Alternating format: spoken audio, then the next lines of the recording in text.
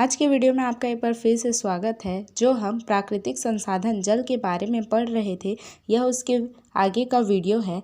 तो आज के वीडियो में हम बात करेंगे सतही व भूजल का अतिदोहन, जल के अतिदोहन के दुष्परिणाम, बाढ़ के बारे में जानेंगे, बाढ़ के लिए उत्तरदायी कारक और बाढ़ नियंत्रण के उपाय के बारे में हम पढ़ेंगे। सूखा क्या होता है यह पढ़ेंगे, सूखा आपदा के लिए उत्तरदायी कारक क्या हैं यह पढ़ेंगे और सूखे के प्रभाव क्या होते हैं यह पढ़ेंगे।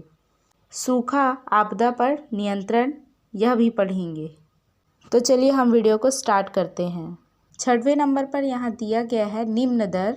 जन स्वास्थ्य अभियांत्रिकी विभाग या स्थानीय प्रशासन द्वारा आम जनता को लागत की तुलना में बहुत ही कम दर पर जल आपूर्ति की जाती है। बिल कम आने या राशि स्थिर होने के कारण उपभोक्ता जल के अपव्यय की ओर ध्यान नहीं देते। किसानों को मुफ्त बिजली देने वाले राज्यों में जल के अतिदोहन को बढ़ावा मिल रहा है। 7वें नंबर पर दिया गया है जलवायु परिवर्तन। विश्व तापमान में निरंतर वृद्धि तथा जलवायु परिवर्तन के कारण वर्षा के औसत में कमी आने से जल संकट बढ़ता जा रहा है। इस प्रकार अपर्याप्त वर्षा तथा भूजल के निरंतर दोहन से जल संकट गहराता जा रहा है। 8वें नंबर पर दिया गया है अन्य। इसके अतिरिक्त घरों में जल का आवश्यकता से अधिक संग्रहण भी सार्वजनिक जल आपूर्ति को प्रभावित कर कृत्रिम अभाव उत्पन्न करता है। स्वच्छ व मीठे जल का उपयोग पीने के अतिरिक्त अन्य कार्यों में भी किया जाता है। मात्र एक ही बार प्रयोग करने से भी जल की अधिक खपत होती है। उसके बाद दिया गया है जल के अतिदोहन के दुष्परिणाम। सतही एवं भूमिगत जल के अतिदोहन के अनेक दुष्परिणाम देखने को मिलते हैं। पहला क्या है, भूजल की गुणवत्ता में ह्रास। भूजल स्तर तेजी से नीचे गिरने तथा वर्षा जल पर्याप्त पुनर्भरण नहीं होने से भूजल के लवण, फ्लोराइड, नाइट्रेट आदि पदार्थ बढ़ते चले जाते हैं। इससे जल की गुणवत्ता बहुत ही कम रह जाती है। स्वास्थ्य मानकों पर खरा नहीं होने से उपरांत भी निरंतर ऐसे जल के प्रयोग से पादप व प्राणी रोगग्रस्त होते हैं। दुनिया के लगभग 80 करोड़ लोग आज भी शुद्ध पेयजल से वंचित हैं। 2 नंबर पर दिया गया है पेयजल की समस्या में बढ़ोतरी। भूपृष्ठ पर सतही जल संसाधनों का असमान वितरण होने के कारण जनसंख्या का बड़ा भाग भूजल पर निर्भर है। लगातार गिरते भूजल स्तर से जल संकट गहराता जा रहा है। फिर 3 नंबर पर दिया है फसल प्रतिरूप में परिवर्तन तथा उत्पादन में ह्रास। जल संकट के कारण सिंचाई के लिए पर्याप्त जल उपलब्ध नहीं होने के कारण किसान द्वारा खेतों में पर्याप्त बुआई नहीं की जाती है, जिससे फसल उत्पादन में कमी आ जाती है। 4 नंबर पर दिया है वित्तीय भार में वृद्धि। जल संकट की स्थिति में जल आपूर्ति करना शासन की सर्वोच्च प्राथमिकता हो जाती है। अत्यधिक दूरी से ट्रेनों एवं टैंकरों द्वारा जल मंगवाने पर बड़ी राशि व्यय करनी पड़ती है। इससे विकास के अन्य कार्य अवरुद्ध हो जाते हैं। 5वें नंबर पर दिया है मरुस्थलीकरण। भूजल स्तर के निरंतर घटने तथा प्रदूषित होने से मृदा में नमी घट जाती है एवं वनस्पति आवरण नष्ट हो जाता है। वनस्पति के अभाव में मृदा अपरदन बढ़ता है तथा मरुस्थलीकरण की प्रक्रिया तीव्र होती है। 6वें नंबर पर क्या दिया है, बोरवेल दुर्घटनाएं। निरंतर गिरते भूजल स्तर के कारण बोरवेल छिद्रण की संख्या बढ़ती जा रही है। छिद्रण के समय काफ़ी गहराई पर भी जल नहीं निकलते पर बोरवेल के गड्ढों को खुला छोड़ दिया जाता है, जिसमें बच्चों के गिरने के हादसे अक्सर होते हैं। 7वें नंबर पर दिया है जैव विविधता ह्रास। जल संकट की स्थिति में पादपों तथा प्राणियों का जीवन संकट में पड़ जाता है। प्यास के कारण वन प्राणी या तो स्थानांतरित हो जाते हैं या तो दम तोड़ देते हैं। छोटे पौधे शीघ्र नष्ट हो जाते हैं। जल के अतिदोहन से उत्पन्न होने वाली अनेक समस्याओं का समाधान जल का नियंत्रित दोहन करने के साथ ही जल संरक्षण के विभिन्न उपाय अपनाना है। राजस्थान में चलाए गए जल स्वावलंबन अभियान के अच्छे परिणाम मिले हैं। अब हम जानेंगे कि बाढ़ क्या होता है। तो ऐसे प्राकृतिक आपदा जो सामान्य अतिवृष्टि के कारण उत्पन्न होती है बाढ़ कहलाती है। लगातार अत्यधिक वर्षा या बांध व तटबंध टूट जाने से नदी के सामान्य जल स्तर में वृद्धि हो जाती है तथा निकटवर्ती भूभाग जलमग्न हो जाते हैं। भूकंप या भूस्खलन के कारण नदी मार्ग अचानक परिवर्तित होने से भी बाढ़ आ जाता है। इससे जनधन की अपार क्षति होती है, फसलें नष्ट हो जाती है, वन प्राणी व मवेशी मर जाते हैं, विद्युत एवं संचार सेवाएं बाधित होती है। बाढ़ आने के कारण सड़क एवं रेल मार्ग टूट जाते हैं या डूब जाने से यातायात संपर्क टूट जाता है। महामारियां फैलने लगती है। प्रतिवर्ष अनेक क्षेत्र बाढ़ की चपेट में आ जाते हैं। बिगड़ते पर्यावरण के कारण बाढ़ की विभीषिकाएं बढ़ रही है। सामान्यतः नदी घाटियों में जनसंख्या का जमाव सर्वाधिक पाया जाता है, अतः बाढ़ आने पर विशाल जन समूह प्रभावित होता है। विश्व का 3.51% भूभाग सामान्य प्रति वर्ष बाढ़ग्रस्त रहता है तथा 19.5% जनसंख्या बाढ़ से प्रत्यक्षतः प्रभावित होती है। भारत में 400 लाख हेक्टेयर क्षेत्र बाढ़ की आशंका वाला माना गया है। इसके बाद यहाँ नीचे दिया गया है बाढ़ के लिए उत्तरदायी कारक।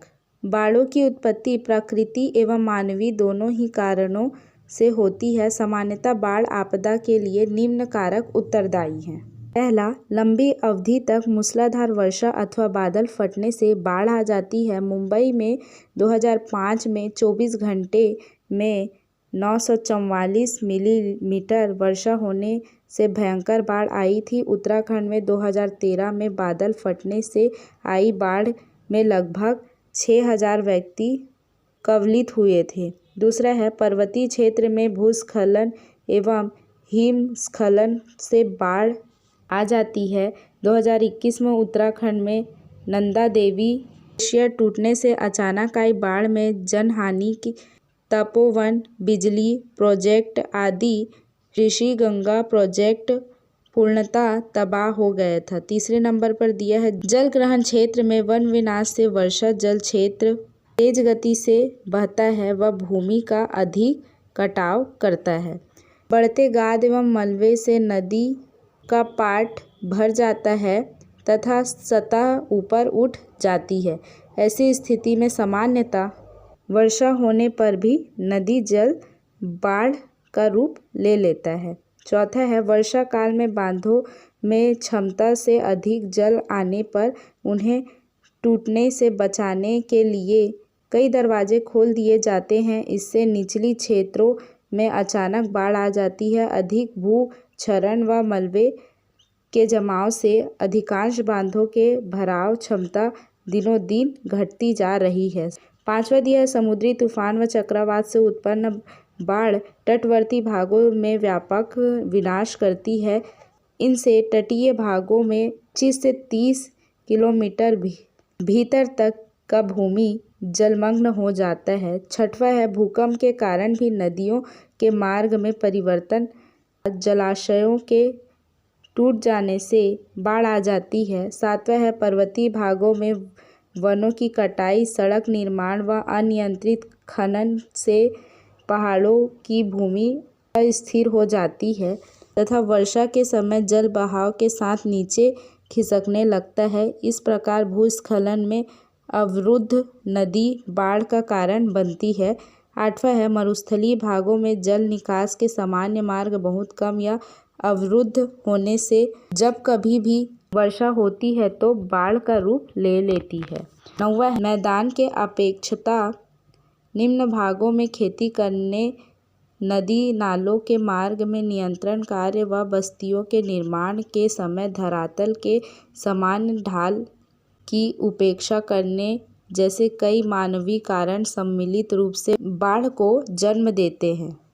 उसके बाद 10वें नंबर पर दिया है, नगरों में नालों के अवरुद्ध हो जाने पर भी वर्षा जल एकत्र हो जाता है तथा अनेक बार बाढ़ की स्थिति उत्पन्न हो जाती है। समुद्र तटीय भागों में वर्षा काल में दीर्घकालीन ज्वार के समय बाढ़ आ जाती है।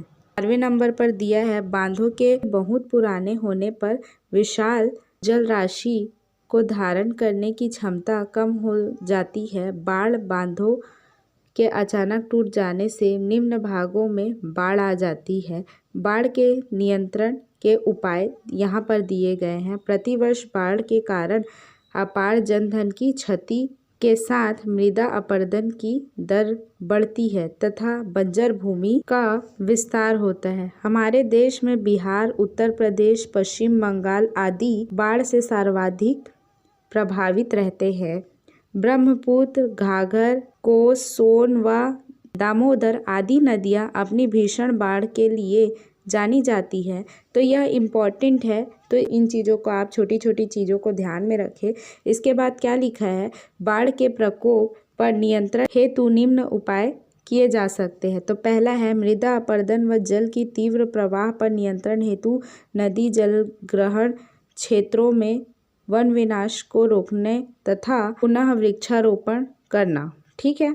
फिर सेकंड में है वेगवती नदियों के मार्ग में उपयुक्त स्थलों पर बांधों का निर्माण करने के साथ ही पहले से बने हुए बांधों व तालाबों का उचित रख रखाव करना। तीसरे नंबर पर दिया है नदियों के पार्श्ववर्ती भागों में जल फैलाव को रोकने के लिए तटबंध बनाना तथा उसकी सुरक्षा की ओर निरंतर ध्यान देना। चौथा है पर्वतीय क्षेत्र में सड़क निर्माण व खनन हेतु विस्फोटकों का कम से कम प्रयोग करके भूस्खलन को नियंत्रित करना। पांचवा है बस्ती सड़क रेल मार्ग के निर्माण के समय प्राकृतिक जल प्रवाह मार्गों में अवरुद्ध न होने का ध्यान रखना। छठवा है नदियों के किनारे की भूमि बस्तियों के लिए अधिग्रहित न करना तथा तटवर्ती गांवों को अधिक ऊंचाई पर बसाना। सातवां है बस्तियों के जल निकास मार्गों में नियमित सफाई के साथ ही नदी नालों के मार्ग में अतिक्रमण हटाना।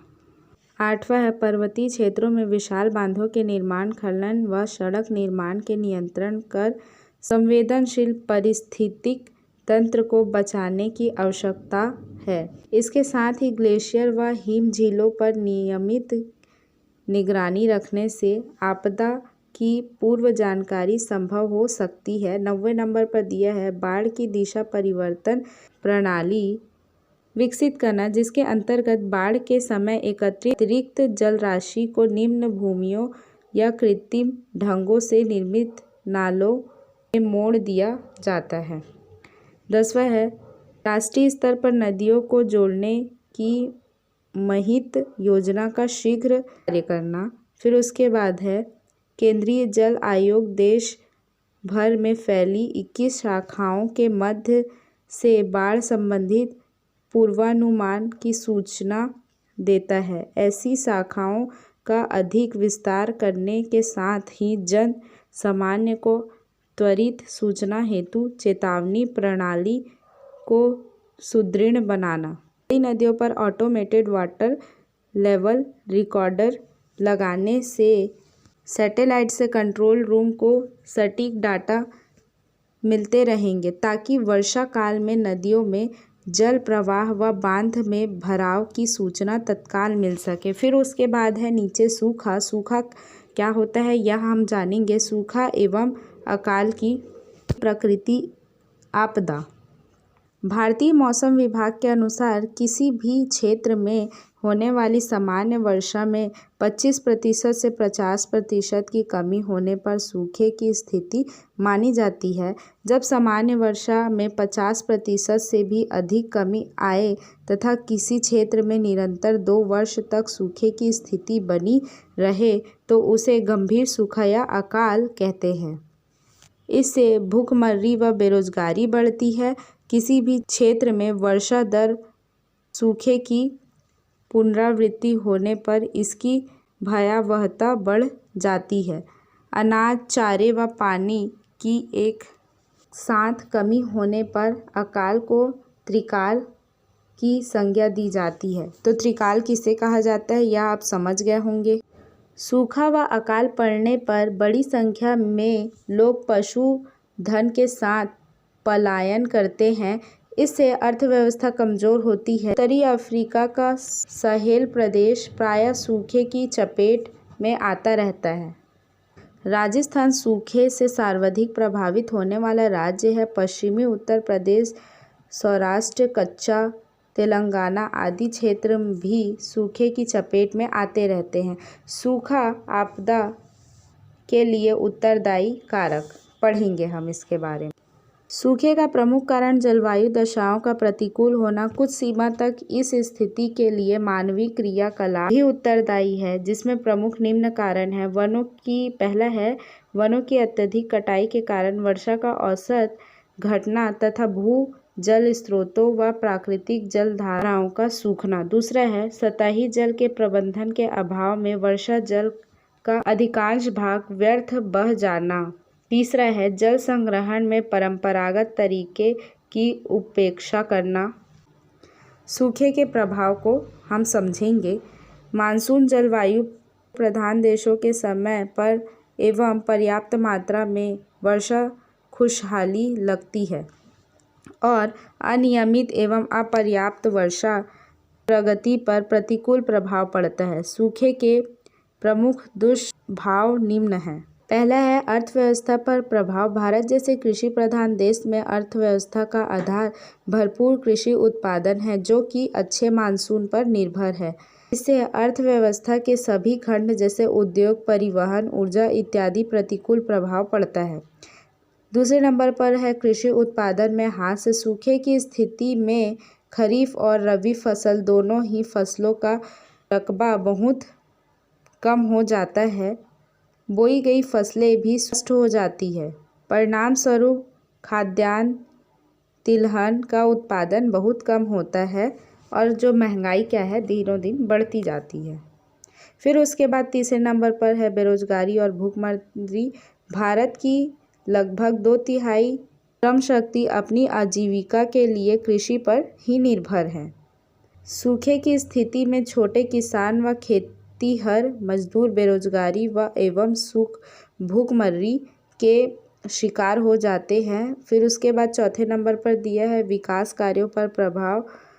अकालग्रस्त क्षेत्र में रोजगार, खाद्यान्न, पेयजल इत्यादि पहुँचने को सर्वोच्च प्राथमिकता देने के कारण विकास के कार्य धीमे पड़ जाते हैं। फिर पाँचवें नंबर पर है चारे व पानी का संकट। सूखाग्रस्त क्षेत्रों में चारे व पानी के अभाव में मवेशी तथा वन्य जीव दम तोड़ देते हैं। जनसंख्या क्षेत्र में पेयजल का संकट गहरा जाता है। छठवें नंबर पर दिया है आत्महत्या में वृद्धि। निरंतर सूखे के कारण फसलें नष्ट होने से किसान पर ऋण बढ़ जाता है। पेयजल व खाद्यान्न संकटग्रस्त हताश व निराश लोग में आत्महत्या की प्रवृत्ति बढ़ जाती है। फिर उसके बाद नीचे दिया गया है सूखा आपदा पर नियंत्रण। सूखा जैसी प्राकृतिक आपदा पर पूर्ण नियंत्रण तो नहीं किया जा सकता, किंतु निम्न उपाय से इस आपदा से निपटा जा सकता है। पहला है वनों के संरक्षण के साथ ही भौगोलिक दशाओं के अनुरूप वृक्षों का चयन करते हुए वनरोपण करना। दूसरा है छोटे छोटे तालाबों व निकट बनाकर वर्षा जल का अधिकाधिक संग्रहण करना। फिर तीसरे नंबर पर दिया है जल की प्रत्येक बूंद का सही उपयोग करना तथा सीमित जल संसाधनों के अनुरूप जीवन शैली अपनाना। फिर चौथा जल के पारंपरिक स्रोत जैसे कुएं, बावली, टांका आदि को पुनर्जीवित करना। फिर पांचवा दिया गया है भूजल के अंधाधुंध दोहन पर नियंत्रण करना। सातवां है जल की उपलब्धता के अनुरूप कृषि पद्धति व फसलों का चयन करना। फिर उसके बाद है 10वां है सिंचाई तथा पेयजल आपूर्ति योजना को निर्धारित अवधि में पूर्ण करने पर जोर देना। 11वां है फसलों की सिंचाई के लिए बूंद बूंद सिंचाई एवं फव्वारा विधि जैसी नवीन तकनीकों का उपयोग करना। 12वां है पेयजल के इतर उपयोग पर प्रभावी रोक लगाना। और 13वां है देश की प्रमुख नदियों को जोड़ने की महत्वाकांक्षी योजना का शीघ्र क्रियान्वयन करना। तो आज का वीडियो हम यहीं ख़त्म करते हैं। वीडियो कैसा लगा ये कमेंट करके ज़रूर बताना। ये जो PDF है वो आपको डिस्क्रिप्शन में मिल जाएगा या नेक्स्ट वीडियो पे मिल जाएगा। और वीडियो को लाइक कर देना, चैनल को सब्सक्राइब कर देना, बेल आइकन को प्रेस कर देना। वीडियो यहाँ तक देखने के लिए थैंक यू सो मच। मिलते हैं हम नेक्स्ट वीडियो पे नए टॉपिक के साथ।